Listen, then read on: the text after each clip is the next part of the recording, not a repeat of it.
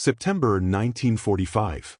The war is over, and the United States government finds itself holding the largest collection of military weapons ever assembled in human history.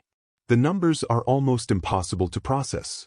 American factories had produced 5.4 million M1 Garand rifles between 1936 and 1945, manufactured at Springfield Armory in Massachusetts and Winchester Repeating Arms in Connecticut. They had produced 6.1 million M1 Carbines, the most produced American small arm of the entire war, at 11 different manufacturers including General Motors Inland Division, Winchester, and IBM.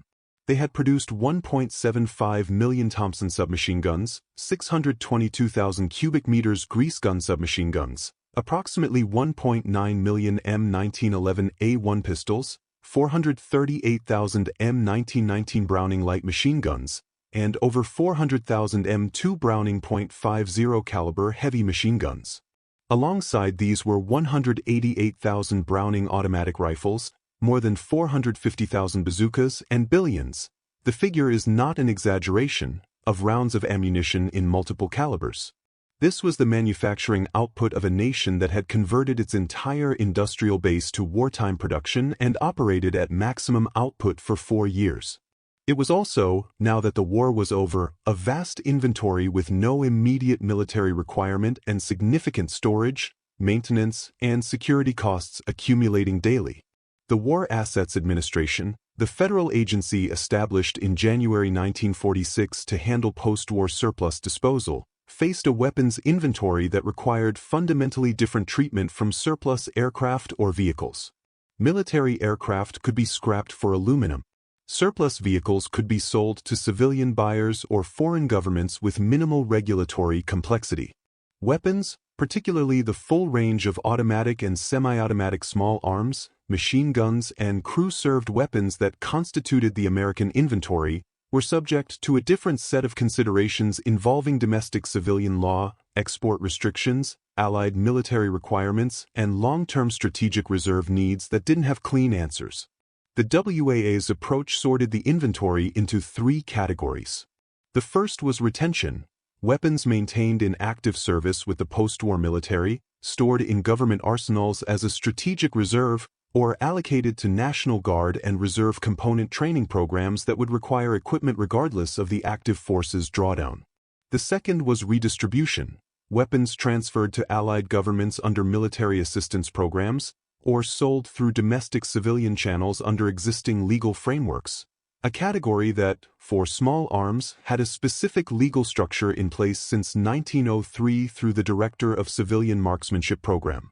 The third was demilitarization, weapons destroyed or rendered permanently non-functional either because they had no retained military utility, because export or domestic sales were legally or politically impractical, or because the cost of storage exceeded any foreseeable recovery value.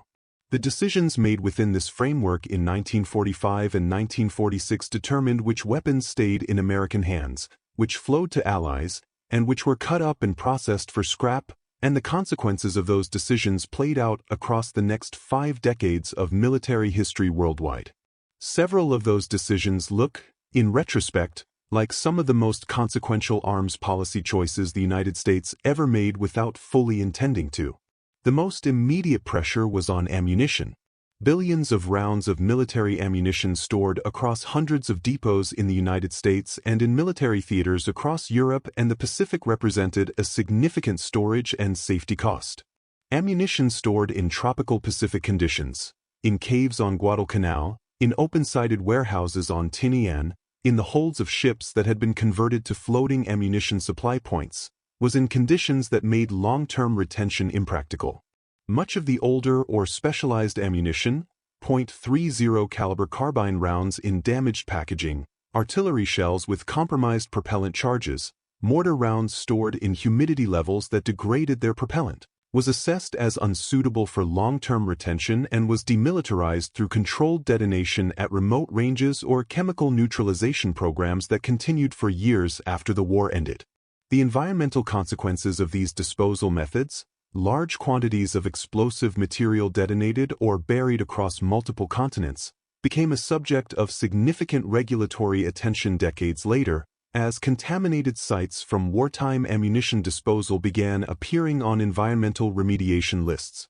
The weapons themselves were processed more slowly because the strategic calculus around them changed significantly as the Soviet threat became clearer through 1946 and 1947.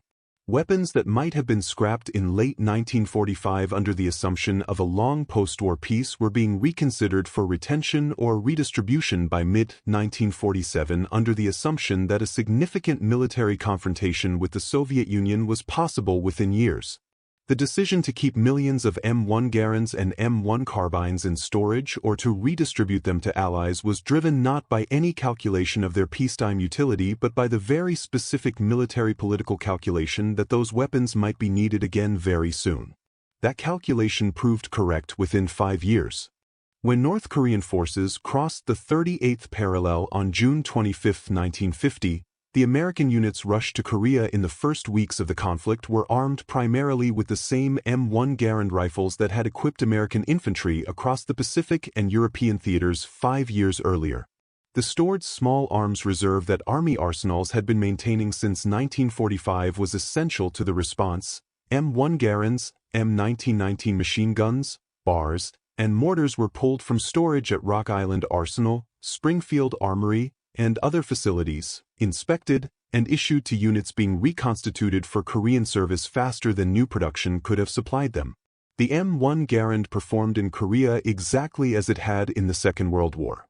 American infantry in Korea carried a semi-automatic rifle firing the powerful .30-06 cartridge at a rate of approximately 40 to 50 aimed rounds per minute, a capability that significantly exceeded the bolt-action rifles carried by the North Korean infantry they faced in the war's opening months. When Chinese forces entered the war in November 1950, many Chinese troops were also carrying bolt-action rifles supplemented by burp guns, Soviet PPSH-41 submachine guns that fired at high cyclic rates but with a less powerful pistol cartridge. The Garands' combination of range, accuracy, and rate of fire gave American infantry a meaningful individual weapons advantage that the Korean War's brutal infantry combat made directly measurable. The weapon's 8-round en-bloc clip loading system worked reliably in the freezing Korean winter temperatures that caused some other mechanisms to malfunction. Its .30-06 cartridge retained sufficient energy at the ranges typical of Korean terrain to be effective against opponents wearing winter clothing. More than 5.4 million M1 Garands had been stored in American arsenals in 1945. Korea demonstrated that every one of them was potentially needed, and that the decision to store rather than scrap had been correct. The NATO buildup that followed Korea created the mechanism through which American WW2 small arms flowed to Allied military establishments on a scale that dwarfed even the wartime Lend-Lease program. The Mutual Defense Assistance Program, expanded significantly after Korea, supplied M1 Garands, M1 Carbines, M1919 machine guns, bars, and associated ammunition to NATO allies whose own military establishments were rebuilding from wartime devastation. France received M1 Garands and M1 Carbines in sufficient quantities to equip its army and its Indochina Expeditionary Force simultaneously. The French soldiers who fought the Viet Minh in the jungles of northern Vietnam through the early 1950s were armed primarily with American WW2 surplus weapons supplied through MDP. Belgium, the Netherlands, Denmark, Norway, Italy, Greece, and Turkey all received M1 Garand shipments that equipped their NATO forces through the 1950s. West Germany's reconstituted Bundeswehr was initially armed with M1 Garands before developing its own G3 rifle in the early 1960s. Outside NATO, the distribution was even wider. South Korea received millions of M1 Garands. The weapon that American and South Korean infantry had fought side by side within 1950 became the standard rifle of the Republic of Korea Army through the 1960s. Taiwan received M1 Garands for the defense of Formosa. The Philippines, Japan's self-defense force, Israel, and numerous other recipients in Asia, the Middle East, and Latin America received M1 Garands, M1 Carbines, or both through military assistance channels. By the early 1960s, the M1 Garand had been transferred to more than 30 different national militaries, a distribution reach that exceeded even the Sherman tank's post-war career. South Vietnam's military was initially armed almost entirely with American WW2 surplus. When American advisors arrived in Vietnam in significant numbers in the early 1960s, the Army of the Republic of Vietnam was carrying M1 Carbines and M1 Garands against Viet Cong insurgents who were increasingly armed with Soviet and Chinese AK-47s. The M1 Carbine, lighter than the Garand but firing a less powerful cartridge, proved inadequate against opponents armed with modern assault rifles, and the deficiency contributed to pressure for American forces and eventually ARVN to transition to the M16. But the transition took years, and American WW2 surplus weapons were firing in Vietnam long after the war that produced them had receded into history. The M1 Carbine's service life extended even further in some recipients. Because of its light weight and ease of use, it had been adopted by police and paramilitary forces across dozens of countries and remained in active service with several Asian and Latin American military and police establishments into the 1980s and 1990s. The 6 million M1 carbines produced at 11 American factories between 1941 and 1945 became one of the most widely distributed weapons designs in post-war history. While millions of surplus weapons flowed to Allied militaries through government assistance programs, a separate domestic channel was processing another significant portion of the American small arms surplus. The Director of Civilian Marksmanship, a federal program established by Congress in 1903 specifically to promote civilian rifle marksmanship and sell surplus military firearms to American civilians. The DCM's operation after WW2 was straightforward and historically significant. Eligible American civilians, members of affiliated marksmanship clubs who met basic requirements, could purchase surplus M1 Garand rifles directly from the federal government at cost. The price in the immediate post-war years was approximately $17.50 per rifle, representing the government's direct cost of inspecting, cleaning, and shipping the weapon. This was a fraction of what a comparable commercial rifle cost through civilian channels. The program sold millions of M1 Garands to American civilian buyers through the late 1940s, 1950s, and 1960s, creating what is today the largest civilian collection of M1 Garands in the world, distributed across private ownership in the United States in numbers that exceed the entire inventory of most countries' military forces. The DCM was restructured and privatized in 1996 as the Civilian Marksmanship Program, a federally chartered corporation that continues to sell surplus military rifles to eligible American civilians. The CMP still sells M1 Garand rifles today, receiving shipments of Garands returned from foreign governments that receive them through post-war military assistance programs, inspecting and grading them, and selling them at prices that have increased to reflect their collector value but remain below commercial market rates. A Garand sold through the DCM in 1955 for $17.50 might sell through the CMP today for $600 to $800, depending on manufacturer, vintage, and condition. The same rifle having traveled from Springfield Armory to a Korean military depot to a warehouse in Ohio to a collector's safe over the course of 7 decades. The M3 grease gun, the stamped steel submachine gun that had replaced the Thompson in American service from 1943 onward because it was cheaper and faster to produce, was demilitarized in large numbers after the war.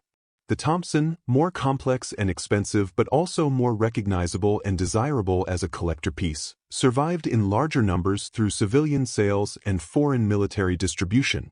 Fully automatic Thompson submachine guns manufactured for the U.S. military in the 1920s and 1930s, before wartime production simplified and cheapened the design, are today among the most valuable legally transferable automatic weapons in the American civilian market, with pre-war examples selling for $30,000 to $50,000 at specialist auctions.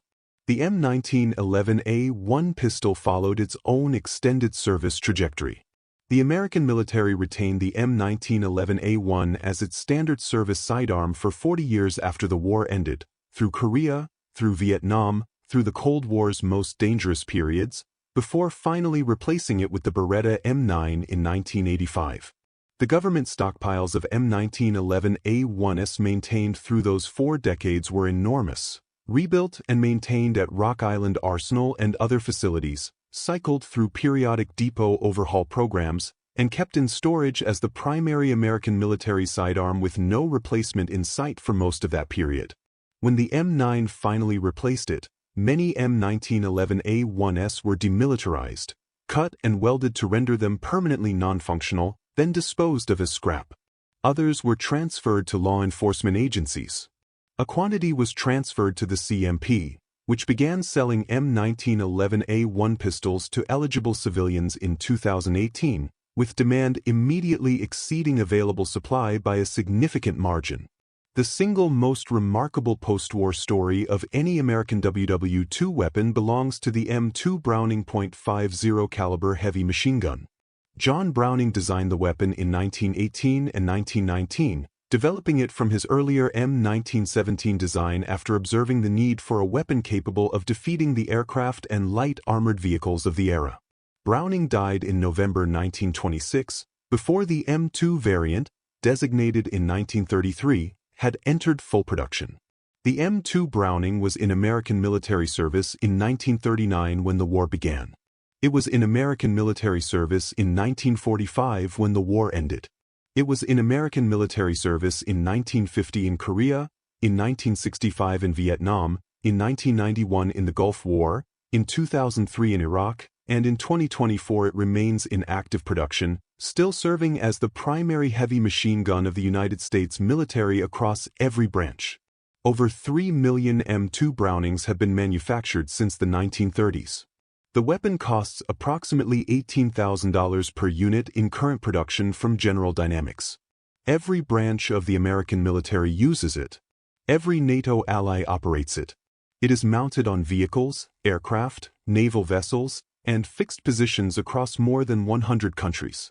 The weapon that John Browning designed over a century ago, that American factories produced by the hundreds of thousands during WW2, that was stored in arsenals across the continental United States in September 1945 as part of the largest weapons surplus in history, is still being manufactured today, and will likely still be in production when its centenary arrives. The weapons surplus of 1945 did not disappear. It distributed itself across the military history of the second half of the 20th century and into the 21st, in the hands of American civilians who bought Garands for $17.50 in 1952 and are still shooting them at CMP matches today, in the arsenals of countries that are still using American WW2 weapons in some capacity, and in the M2 Browning still rolling off the General Dynamics production line a century after the man who designed it died.